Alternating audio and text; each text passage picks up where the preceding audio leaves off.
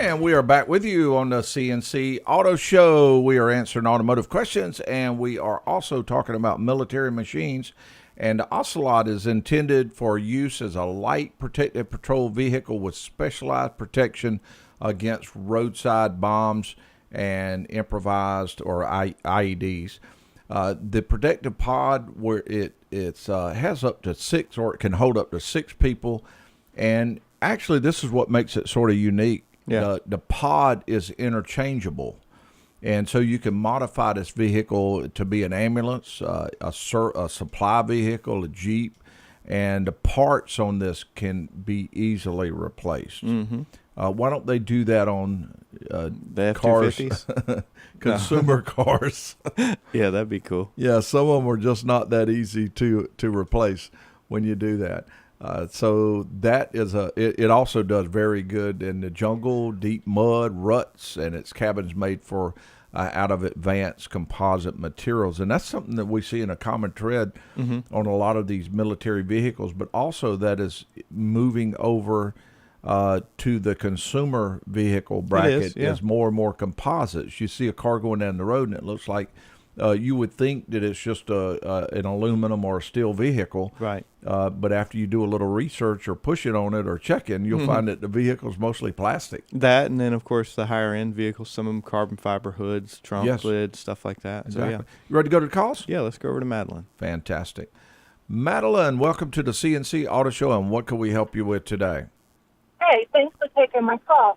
I have a 2004 Ford Escape, which I love dearly, and I would like to keep it going as long as possible. But my airbag light keeps coming on, and we took initially it came on only when I was decelerating at a stoplight, or slowing down, and we took it to the dealer, and they couldn't find anything wrong with it, and now it's on all the time now.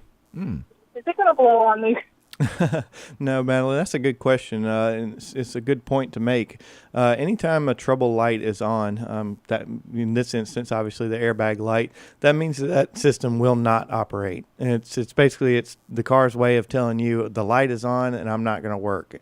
Hopefully, obviously this won't happen, but in the event of an accident with that light on, the airbags will not deploy. It won't blow up in your face. It won't, prematurely, go off for any reason because that system is turned off with that light on.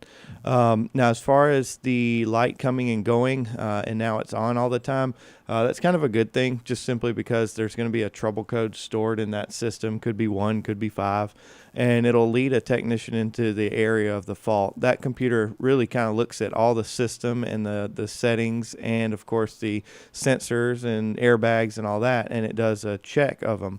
And it basically, monitors them, and it's seeing something it doesn't agree with. It could see an open circuit. It could see a bad seat belt. One thing that's kind of common on some of those escapes is the clock spring, which is the little mechanism that's behind the steering wheel to transfer all the wires out of the steering wheel. Sounds like a random question, but does the horn work? Yep, I agree. It works. It works.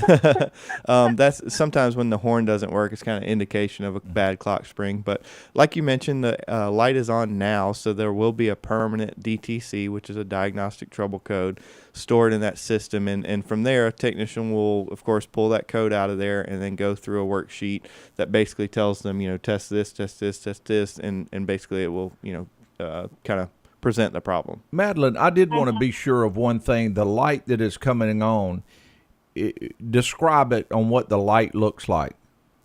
It looks like the sideways view of a passenger in a seat with a big round ball in front of Okay, him. yeah, that is your regular light. I just wanted to be sure because sometimes there's a yellow light that comes on that says airbag off on some vehicle, well, most vehicles. Yeah. And that's just letting you know that something is sitting on the other seat that is too light to turn make the the system on. the airbag activate. Oh, so okay. it'll come on. Gotcha. But your regular airbag light does pertain to everything that John Ryan mentioned just now.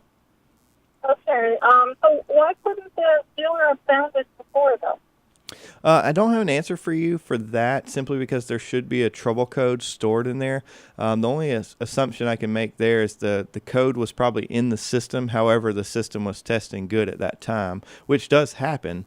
For instance, it might have had what they call a pending or a history DTC for, say, the right front seat belt, and a technician puts the scan tool in there, diagnoses it, looks at everything, and everything looks normal. That may be the scenario that happened. And then he or she may have cleared that code Cleared right the after code that. to see if it comes back on. That's right. Okay. All right. Is this something that you handle down at your shop? We do, yes. Absolutely. All right. All right. Well, thank you very much. All right. Madeline, Appreciate the great call. question. Thank you very much. And that'll give us a chance to touch on airbag systems just a little bit, because we are doing a huge amount of airbag work now. Yeah. For everything for people just like hers, Right. just riding down Regular the road and customers, come on, collision shops, and all a lot kinds of of stuff. collision shops. And the system it's actually turns out to be fairly easy to diagnose in most cases. There's little Speak for yourself, but keep going. yeah, well, that is true.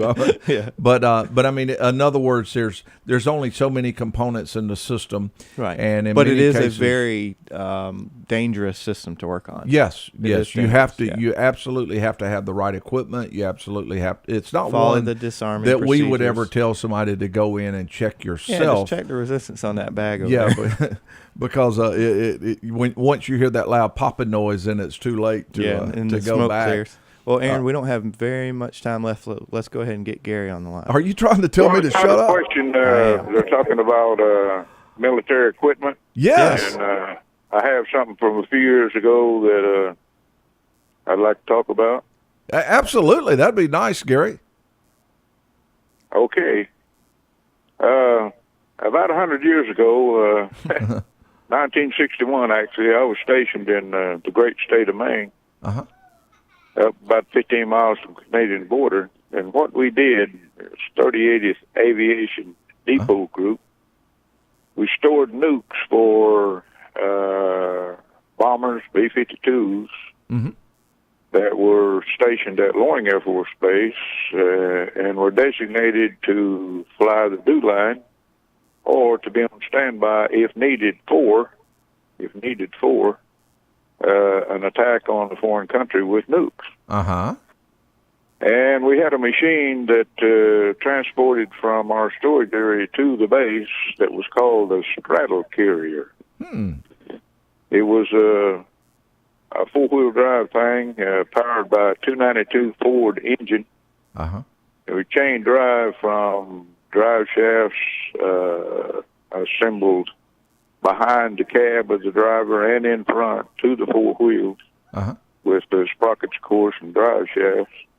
But anyway, it was kind of a neat piece of equipment. Yeah, it sounds like it. And And that was called a probably, straddle what now? Straddlecraft straddle Straddlecraft. carrier. carrier. Wow, what that it's is called. really neat. And that stands out for you as far as your military, kind of like the F4 stands out for me. That's right. when Yeah, we Gary, do we things. appreciate that. Hey, Gary, that was very nice. Thank you very much for sharing that with us. All right, take care. Okay, you take care also. Okay, we are just about to run out of time. We are. But I think I want to mention one more time again, want everyone to have a very safe Safe is key. 4th of July weekend and week coming up, because this show plays in different areas that may Right. they may be here in a week from now. But the thing is, it would be very good for them to We don't be want you safe. to have to listen to this show in the hospital. Yeah, no, you don't want to do that, and be careful swimming, driving, just a whole shooting match, and grilling out, and all the other things that you would normally do. Okay, we are about out of time. Time clock is on E, and we need to pull over for now, but we will be back on the road in no time. I'm Aaron Clements with co-host John Ryan Mooney, and our show producers are Zach Llewellyn, Bo Roberts, Dominic Frito, and Sandy Klein. And we would all like to say thank you to each and every one of you that tuned in, logged in, and especially those that called in to ride with us on the CNC Auto Show.